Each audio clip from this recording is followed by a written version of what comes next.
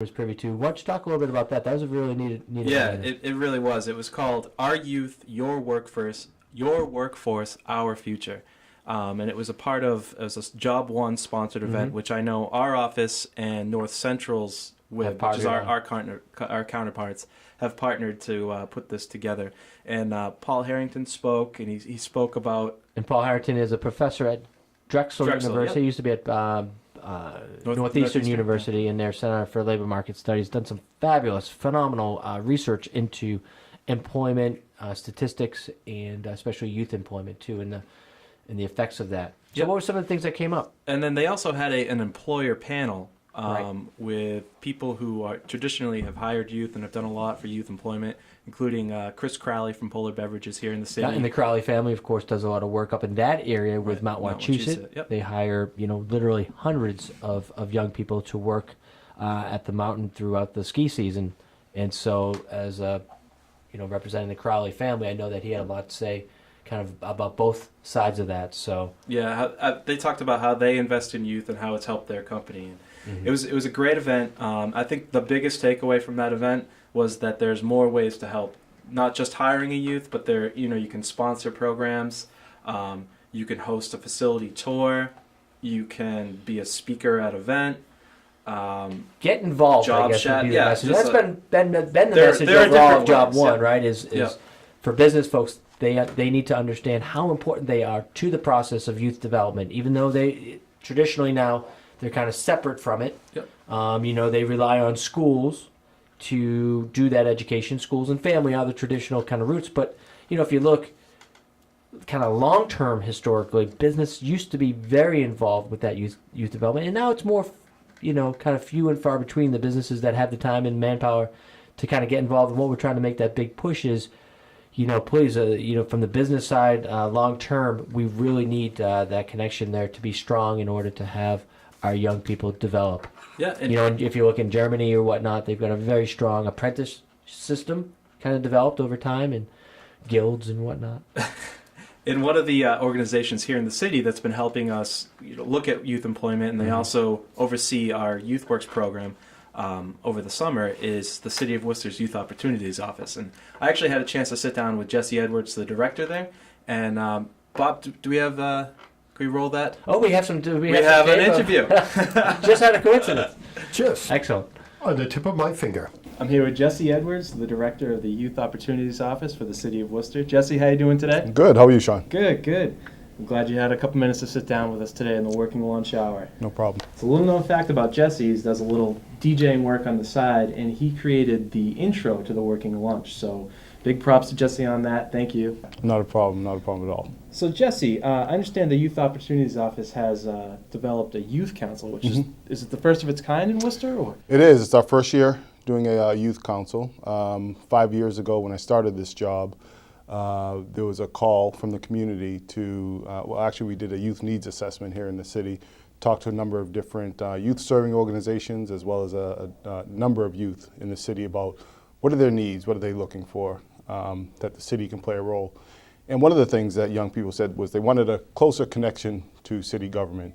They wanted a youth council. So one of my roles was to develop this youth council led from this office. So, we looked at best practices around the state and around the country, what other communities are doing for youth councils. And we took a few bits and pieces from other youth councils in terms of setting up the structure for ours. But we have a group of 12 young men and women from across the city that serve on this youth council. Yeah, and they're a great group, I must say. I had the pleasure of sitting in on one of your meetings where you guys were going over some of the projects the youth will be working on for the year, and very impressive youth.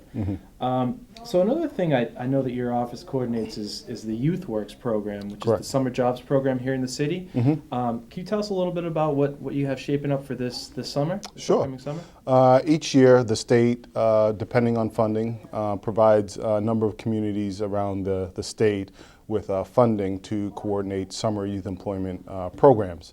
The Central Mass Workforce Investment Board oversees the funding, and we contract with an outside agency to actually run the program. My role is to work with that community-based organization, as well as working with a number of different community-based organizations around the city to coordinate the program, make sure we're reaching a number of youth that the grant required. There's a number of different requirements for the grant or for the funding. They have to be income eligible.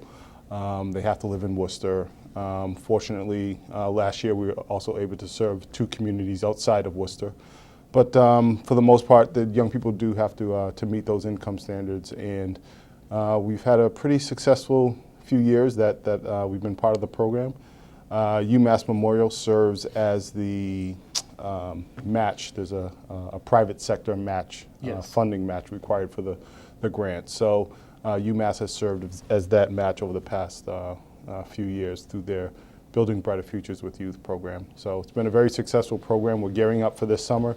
We've already met with a number of agencies around the planning and coordination of the program, and we have some really exciting things coming up for this summer. One thing that we are looking for is obviously more employer partners to come to the table and assist. I was going to mention that if an employer wants to get involved, I think I saw an email go out about a scope of work they have to fill out, and they can get that from your office, or they get that from Worcester Community Action Worcester Community Action Council, or they could request that through my office. Basically, what we're looking for is for the employer to tell us what they're going to be doing with the young person or young people who potentially could be placed at their place of employment.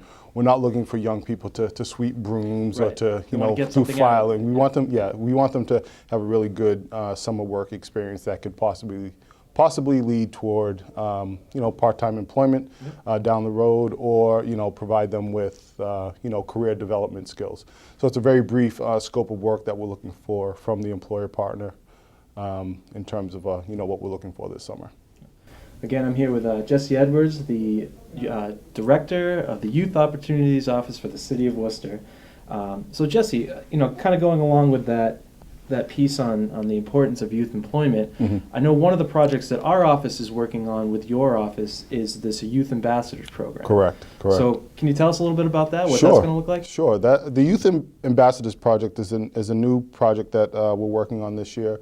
And what we're looking to do is employ young people, teenagers who typically would probably benefit from a summer youth employment opportunity, to go out and talk with local businesses about what their perceptions are of youth employers or youth employment. What are their hesitations, or what are their reservations about hiring young people, or do they in fact hire young people, and what have their experiences been with that, hiring of a young person. So again, we're looking for probably about 5 to 6 young people who will work for the Youth Opportunities Office for the city, be a part-time employment position before the summer program starts. Go out, speak with a number of different employers, bring that data back, and we can learn from what young people are telling us, and give young people an opportunity to gain some really good work, pre-summer youth employment skills. Because there'll be a training portion involved with this as well, where they'll learn some kind of sales, some customer service skills that can be used in their job search and throughout life. Absolutely, really. absolutely. And in the end, we hope that they'll put together a presentation. What was some of the data that they found out there, and we can use that data to better our program. Right. Our offices can then use that information to kind of figure out why employers aren't hiring youth and how we can face that. Yeah. So Jesse, was there any other things that you wanted to talk about that your office is working on? One of the other projects that my office currently has is we just developed our Facebook. It's a really great resource for young people who are looking for jobs.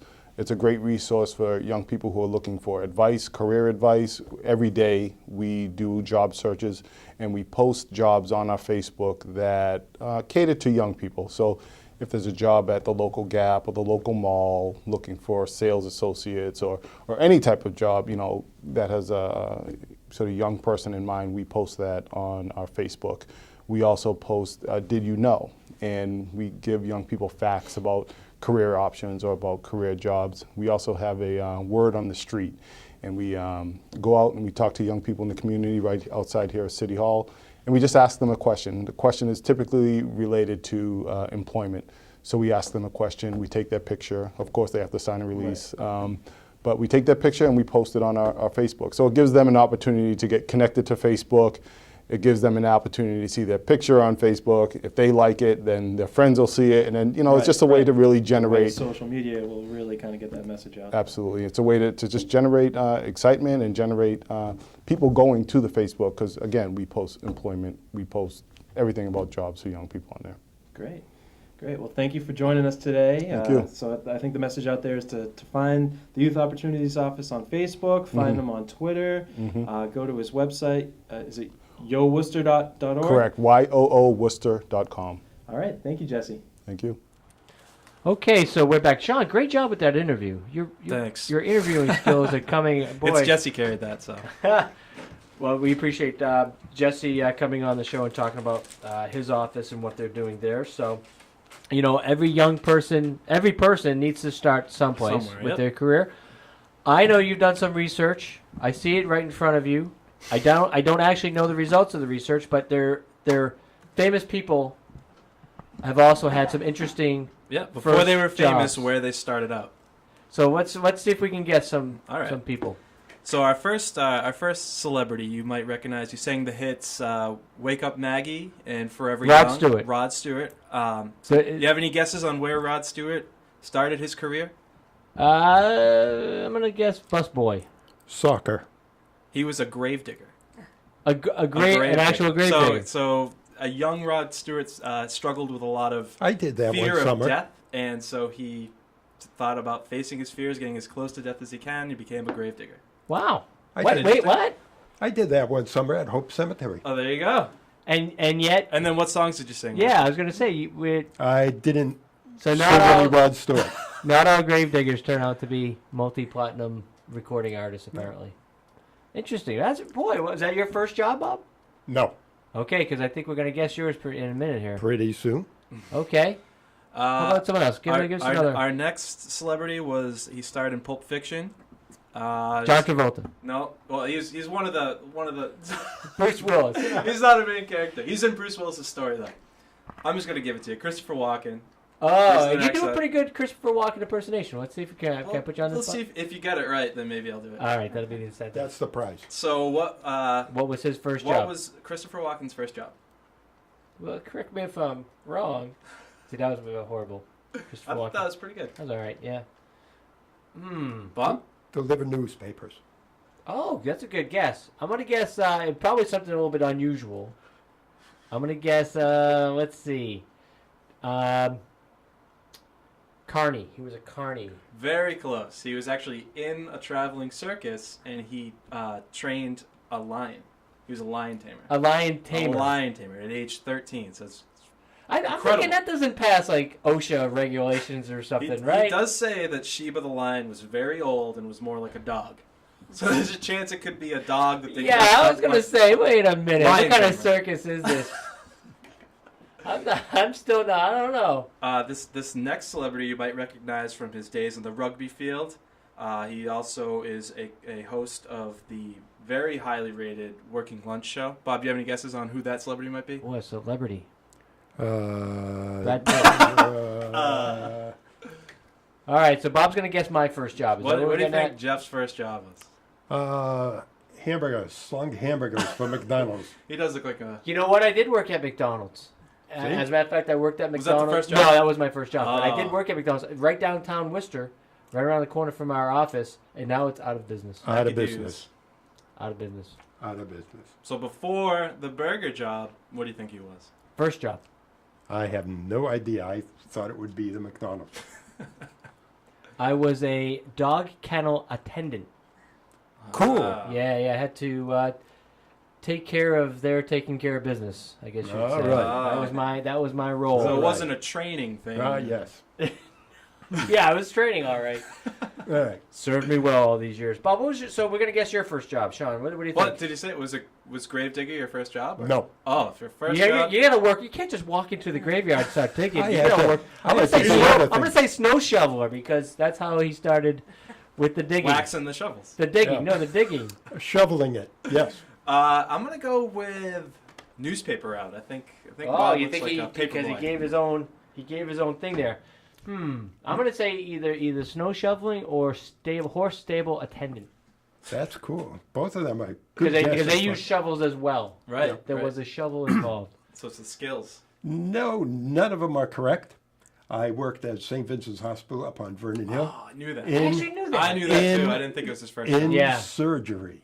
Ah. And you told me stories about you and the other Let's, interns. yep. In surgery, we work housekeeping, and we made sure everything was cleaned for the next day's surgery. What's Sounds surgery? like a pretty interesting job for a young person. How old were you at the time? 16. Oh. 16. And it sounds like you guys learned a lot from your Sean, first what about jobs. your first job? You guys have any guesses? It's not that. It's not that good. You grew up in where? Northbridge, Uxbridge, Douglas. Douglas. Douglas. Yep. Farm country. Yeah. A lot of state forests there. Yeah. Oh, State Forest Park. That wasn't a hint. It was just describing Douglas. All right. Describe. I'm gonna go with lifeguard. I'd go with an attendant at the State Forest. No, I was actually a janitor at Douglas High School for the summer. Oh, They Wow. hired a bunch of students Whoa. there. We were seniors. A couple of my buddies and I, we did it. And it was a great summer. We had a great time. Guessing lots of shenanigans A going whole on. bunch there. of shenanigans, but a whole bunch of clean classrooms too. Sure. Very Sure, good. if that's your story and you're sticking All to it, right. right? He's sticking through it. Well, I think we've just about burned through another hour here, right? Yeah, you Do could. we have do- time for you any could- other? I thought you were going to do a little bit of review of the calendar for some of the That's folks. right. If Do you'd we have like time to for do that? that. Do we have time Yes, for we that? do. So we did mention Big Job Fair Yep. at DCU Center on March 15th. That's from 1 to 5 p.m. We also have the college student and high school senior job fair at Worcester State University on the afternoon of March 26th. On April 2nd, there will be up at Worcester Technical High School a seminar and a panel, if you will, talking about youth employment and how to improve prospects for young people. That's going to be the morning of April 2nd. And so check the CMWIB website for that. The Commonwealth Corporation is sponsoring that, so we'll have information up on our website regarding that event too as it unfolds. The Undoing Racism 2-day seminar, March 14th and 15th. Now, are there slots still for that, or is that? Did I hear that might be filled up, or There are, I there are believe, some slots? Okay. there may be some slots available. Okay. Yeah, I know it is very popular. It's a very intense and informative workshop. So, but also, did we ever get? We know March, another big event going on in the city. Probably one of the biggest events in the city throughout the annual calendar. Oh, St. that's Patrick's the Day St. Parade. Patrick's Day. There you St. go. Patrick's Day And Parade. we don't have a date for that. Anybody know? I think Jonathan said it was the 17th. I think. I mean, I know that they coordinated no, the it's a weekend week before. Yeah, it's the week before It's the week one before. in Boston. Phil Nidry from our office is a former what do you call parade